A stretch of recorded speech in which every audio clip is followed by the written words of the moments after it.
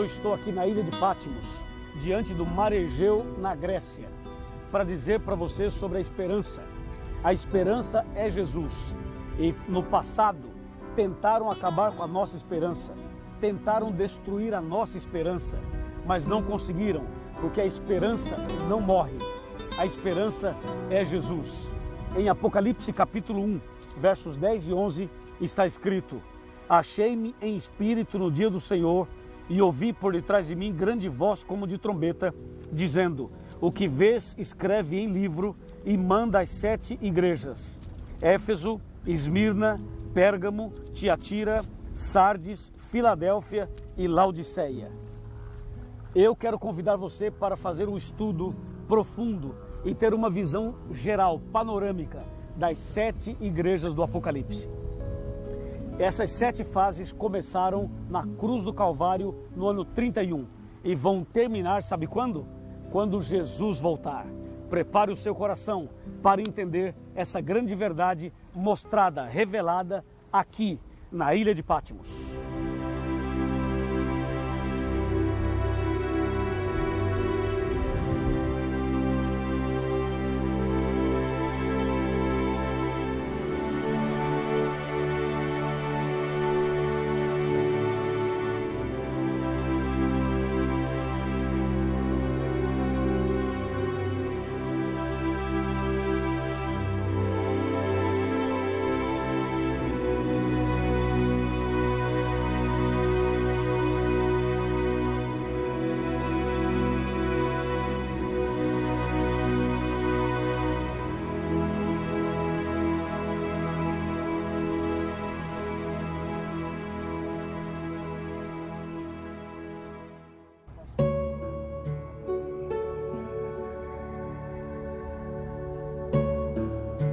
Bem, eu estou chegando da ilha de Patmos, onde começamos esse tema, um tema maravilhoso, que é uma visão geral das 7 igrejas do Apocalipse, e o título dessa mensagem é A Esperança Não Morre.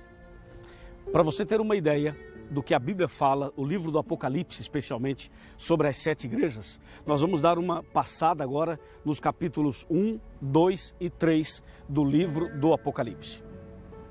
Para isso, vamos abrir a Bíblia Sagrada para começar ou para continuar esse estudo tão maravilhoso. Em Apocalipse capítulo 2, versos de 1 a 7, nós temos a primeira carta de Jesus a Éfeso. E a primeira carta de Jesus representa a primeira fase da igreja cristã na história, que começou na cruz do Calvário no ano 31 e terminaria por volta do ano 100, quando morre ou quando morreria o último dos 12 apóstolos. Esse período de Éfeso é o período mais incrível da história da igreja. É quando a igreja primitiva pôde viver, pôde praticar de verdade os princípios da palavra de Deus.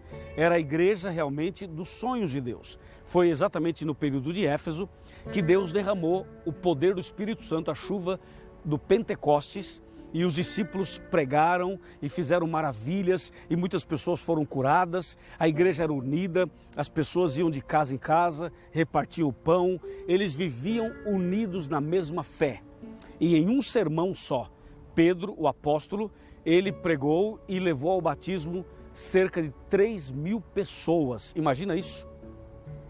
Pois é, Éfeso é esse período impressionante, o período em que a igreja realmente viveu essa experiência maravilhosa.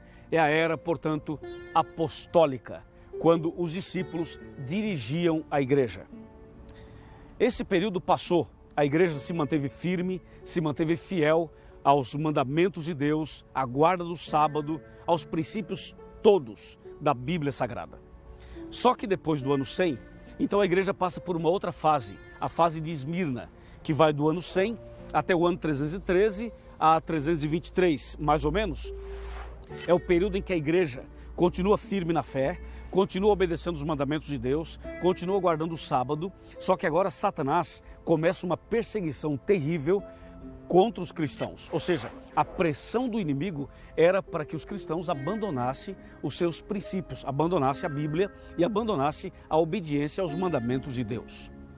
Essa perseguição no período de Esmirna, que está no capítulo 2, de 8 a 11, No verso 10, fala que haveria 10 anos de perseguição, ou seja, eles seriam provados por 10 dias proféticos. São 10 anos literais.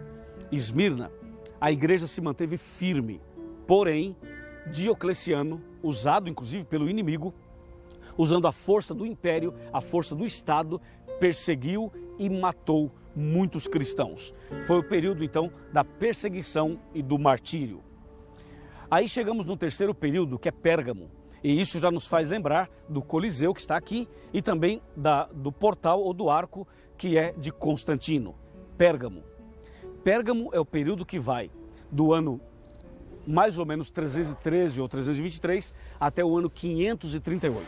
Esse foi o período mais difícil da história da igreja cristã. Por quê? Porque foi em Pérgamo que as verdades bíblicas começaram a ser jogadas por terra. Em Pérgamo, Constantino toma uma decisão de acabar com a perseguição aos cristãos. Então aquela perseguição que aconteceu em Esmirna acabou. E aparentemente estava reinando a paz. No entanto, essa estratégia foi muito pior do que se houvesse uma perseguição, entende? Sabe por quê? Porque foi a era dos compromissos, das alianças. Foi exatamente quando igreja e Estado se uniram, quando política e religião deram as mãos. E Constantino até, ele se demonstrou cristão e chegou a dizer que havia se convertido ao cristianismo.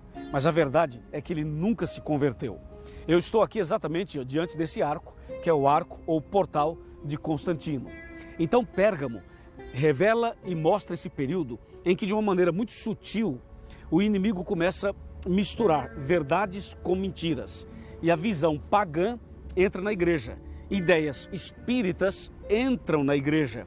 E o resultado é que no dia 7 de março do ano 321, então é feito um documento, e esse documento diz que o dia do Senhor não é mais o sábado, e sim o primeiro dia da semana, o domingo, e mais tarde se transformaria no mandamento. Pois é, amigo, foi isso que aconteceu no ano 321, o primeiro decreto oficial mudando o dia de guarda do sábado para o domingo. Isso foi no período de Pérgamo, que vai exatamente até o ano 538 aproximadamente. Então, esse período de Pérgamo também é um período em que começa a surgir um movimento que faz surgir a igreja de Roma, a igreja romana, que passa então a partir daí ser uma figura de destaque na história. Uma figura de destaque na história bíblica e na história geral. Agora, quando Pérgamo termina por volta do ano 538, a estrutura toda está montada e, de acordo com a Bíblia, aqui no livro de Apocalipse, no capítulo 2, versos de 12 a 17, a Bíblia diz no verso 13: conheço o lugar em que habitas, que é onde está o trono de Satanás. Então você percebe que o inimigo estabeleceria o seu trono dentro da igreja cristã. Ou seja, a igreja cristã agora começa a viver um momento difícil, porque mistura cristianismo com paganismo, mistura o certo com o errado, a luz com as trevas. E isso dá início a uma nova configuração, a uma nova fase da igreja cristã. Então, quando chegamos no ano 538, o bispo de Roma recebe a autoridade suprema e ele passa agora a ser não somente um pastor, mas também um chefe de Estado. E aí entramos na quarta fase da igreja cristã, que é a fase de Tiatira, que vai de 538 até 1798. Ou seja, 1260 anos. Só que a mensagem era doce como mel e trouxe um grande movimento no mundo inteiro, especialmente na América do Norte e especialmente na Europa. E essa mensagem produziu esse revivamento. Acontece que quando chegou a data em que as pessoas se prepararam, as pessoas oraram, as pessoas se consagraram, mas chegou a data e Jesus não veio. E aquilo que era doce como mel se tornou amargo, cumprindo a profecia de Apocalipse 10, a profecia do livrinho, que na boca era doce e no estômago ficou amargo. Assim, passou o período de Filadélfia. Na verdade, em 1844, não seria a volta de Jesus. Jesus não veio. Por que não veio? Porque não era data da volta de Jesus. Era, na verdade, a data em que Jesus passaria do lugar santo para o Santíssimo no santuário celestial. A profecia de Daniel 8,14 estava certa, o gráfico também. O que eles erraram foi o acontecimento. Não seria a volta de Jesus, mas seria a passagem de Jesus para o lugar santíssimo, no santuário do céu. E assim Jesus daria início ao juízo final. Ele começou a primeira fase, o juízo de investigação no santuário celestial. Com essa decepção de 1844, muitas pessoas abandonam a fé, muitas pessoas abandonam a Bíblia, abandonam a religião. E fica um grupo de pessoas firmes na fé e fiéis. E esse grupo é o que dá início à sétima fase, chamada Laodiceia. Esse sétimo período começa com a Igreja Adventista do Sétimo Dia, a Igreja de Deus na Terra, que resgata as verdades esquecidas no passado. Por isso eu sou adventista. Eu tomei minha decisão e hoje eu sou membro da Igreja Adventista e sou pastor também. Foi a decisão mais importante que eu tomei.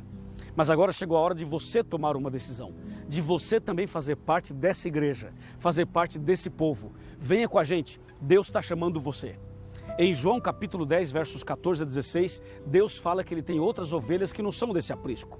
Mas Ele diz, a mim me convém ajuntá-las. Elas ouvirão a minha voz e então haverá um rebanho e um pastor. Hoje é o dia da sua decisão. Hoje é o dia da sua entrega. Hoje é o dia de você fazer parte do povo de Deus. Você aceita esse desafio?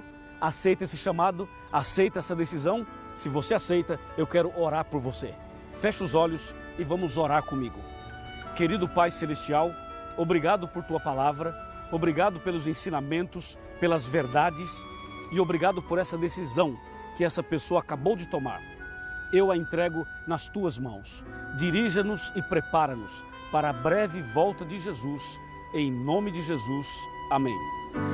Que o Senhor te abençoe e te guarde.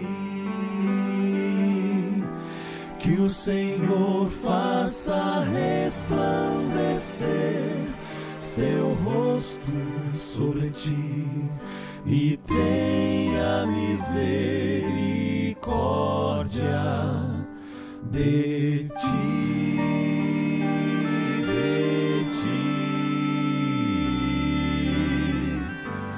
que o Senhor sobre ti levante o seu rosto e te dê a